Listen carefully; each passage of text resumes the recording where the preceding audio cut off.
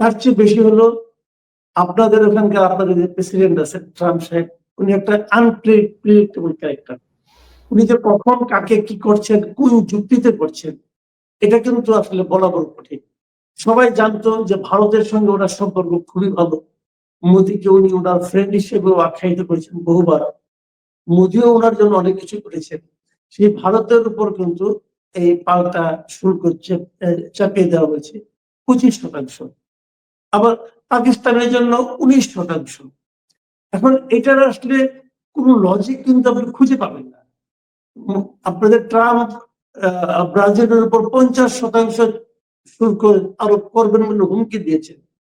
সেটা কিন্তু কবি আবার 10% করেছেন।